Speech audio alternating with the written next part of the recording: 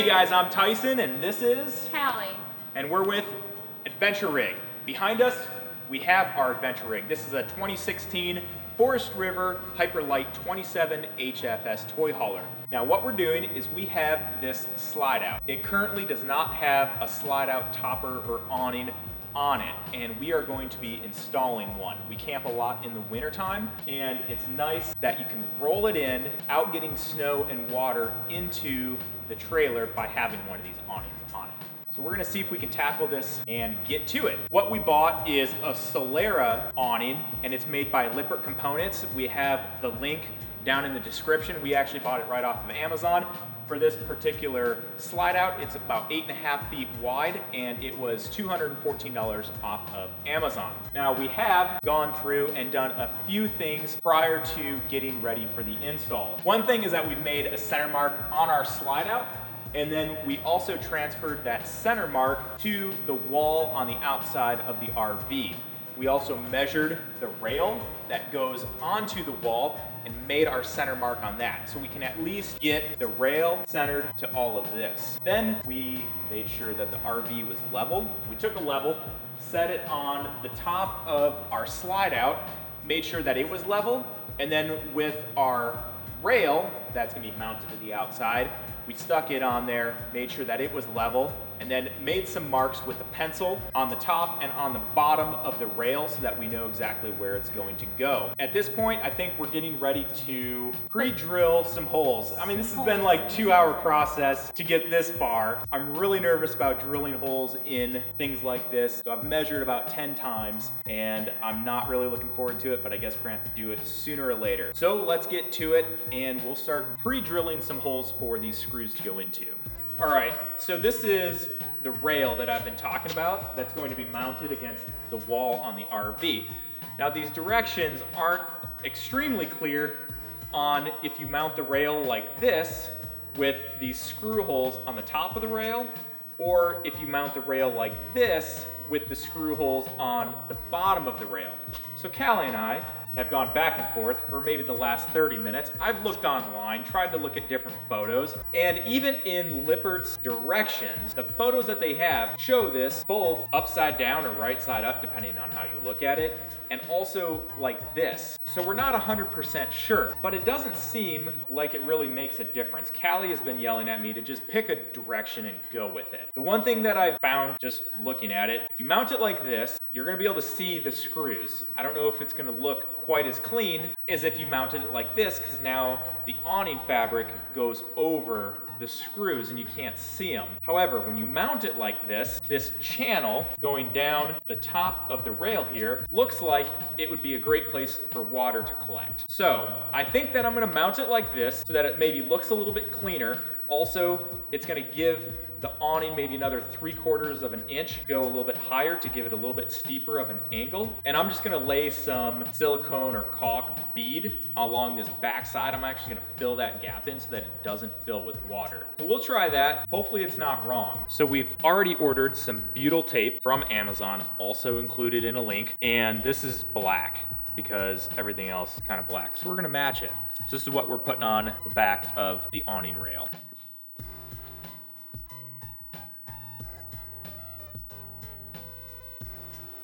He's gonna measure like probably 7 times to make sure it's right. Maybe 25.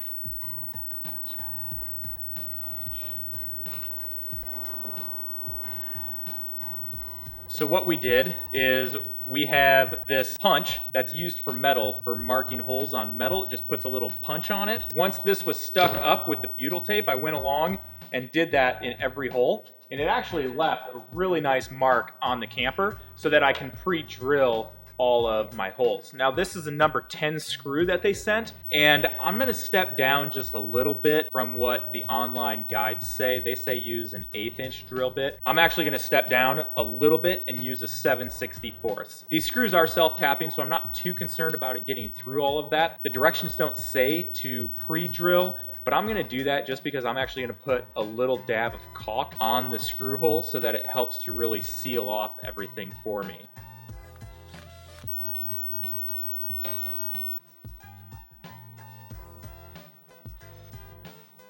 So I just used some Lexel It's clear caulk, and I just put a dab on each one of my screw holes that I pre-drilled just to really help seal off any water.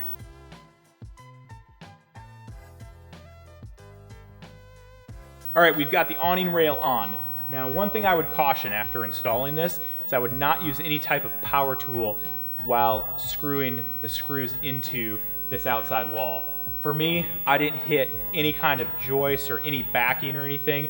All I was going through was basically this fiberglass exterior, and then I think after that was probably a little bit of insulation. So there are 17 screws along 8.5 feet. It doesn't feel like it's gonna pull off or anything, but using just a screwdriver by hand, you can tighten them down and snug them, where with a power tool, you're gonna absolutely strip them out, no problem. So when you're installing it, use a hand screwdriver. So the next step is to install these brackets on the corners of our slide outs. These are actually what's gonna hold the awning and support its weight. On the back side of the bracket, this is gonna go up against the slide out wall. We need to seal that off. So I'm just gonna use Lexel. It's a sealant that I've used in other places as well as on a lot of different campers.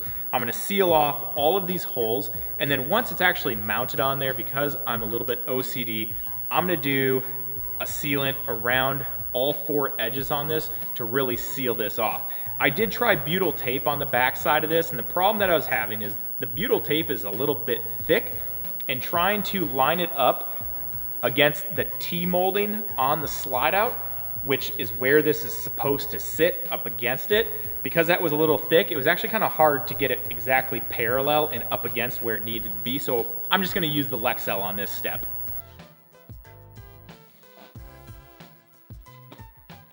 All right, so with this bracket, there is definitely something behind the bracket. And when I was tapping on the exterior where the bracket's gonna go, you could actually hear where it went from kind of sounding a little hollow to having more of a sound that it was solid. There was something there. So on this one, I did use this impact, and it made an easy job of getting those screws in. They're all self-tapping. I decided not to try pre-drilling these because I was using the sealant around it also. I don't know.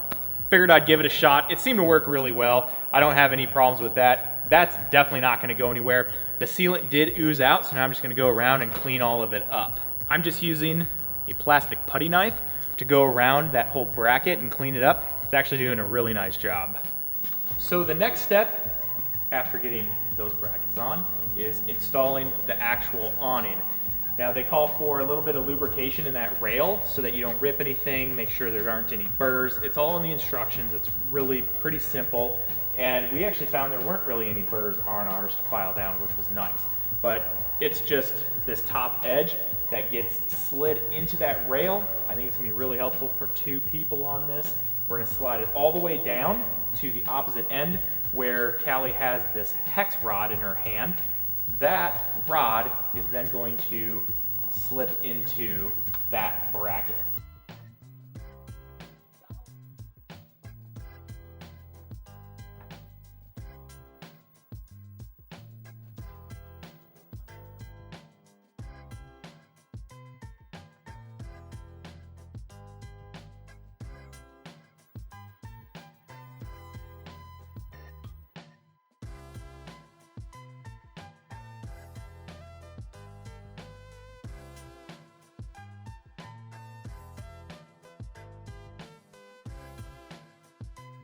All right, the slide topper is on, and it's only been about 4 hours. If you guys don't know me, that's really good timing for me. I measure a lot, and I'm a little bit particular, but I like to be when I'm drilling holes in the side of the camper. One thing that we had an issue with was trying to get this awning and the metal brackets on the corners of the slide out to line up with the bracket that the awning is attached to.